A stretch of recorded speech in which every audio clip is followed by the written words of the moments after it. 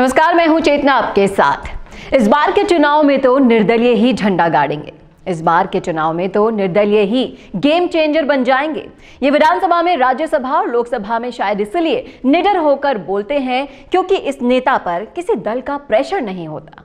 अक्सर आपने ये बातें सुनी होंगी किसी निर्दलीय कैंडिडेट के लिए, और यही वजह है कि निर्दलीय कैंडिडेट हमेशा किसी भी पार्टी के लिए बेहतर होता है क्योंकि वो अपने क्षेत्र की जनता के लिए ही काम करता है, बजाय इसके कि वो किसी और पार्टी का कर्मचारी बनकर रह जाए या फिर उस पार्टी के अधीन हो जाए। आज मैं आपको कुछ ऐसे वाक्य बताऊंगी जिससे आपको पता चल जाएगा कि क्यों निर्दलीय कैंडिडेट ही है पार्टी वाले कैंडिडेट से ज्यादा बेहतर। क्योंकि जब आप भी चुनाव के लिए जाएं तो इस चीज को सोच सकते हैं। याद कीजिए उन बयानों को जो किसी ना किसी कैंडिडेट के मुंह से आपने सुने ही होंगे कि आला कमान ही तय करेगा कि अब आगे क्या होगा। जो आला कमान कह सकता है या फिर जो पार्टी हाईकमान कह सकती है, हम तो उसी के हिसाब से चलते हैं।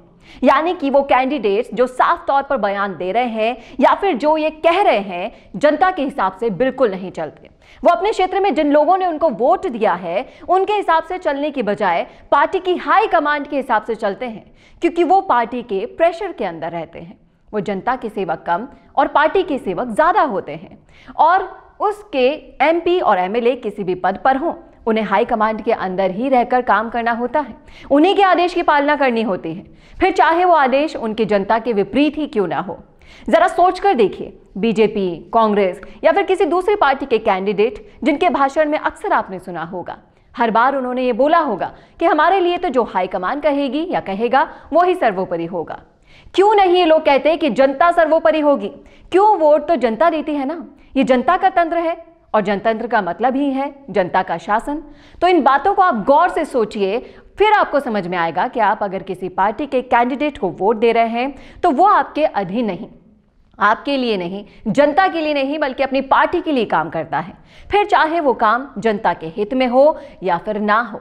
इस बात को अच्छी तरह से सोच समझिएगा और फिर ही इस बार आने वाले चुनाव में अपना चुनाव कीजिएगा। और ये चुनाव करने का अब फैसला आ चुका है, क्योंकि हम एक लोकतंत्र में रहते हैं और लोकतंत्र का मतलब ही होता है हमारा शासन, यानी कि जनता का शासन। हम 5 साल का इंतजार करते हैं और फिर चुनाव के दिन हम वोट देते हैं उस व्यक्ति को ये समझकर कि वो हमारे लिए काम करेगा। और लेकिन वो 5 साल क्या होता है, क्या नहीं होता है, इन सब का लेखा जोखा सिर्फ हमें एक ही दिन में करना होता है। इसीलिए ये चुनाव बहुत महत्वपूर्ण है और इस चुनाव को करने के लिए आपको इन सब बातों को समझना होगा कि क्यों निर्दलीय कैंडिडेट दूसरे पार्टी के कैंडिडेट से ज़्यादा बेहतर होते हैं। क्योंकि निर्दलीय कैंडिडेट ही वो होते हैं जो सिर्फ और सिर्फ अपने क्षेत्र और अपने क्षेत्र की जनता के लिए काम करते हैं, बजाय पार्टी के कार्यकर्ताओं के।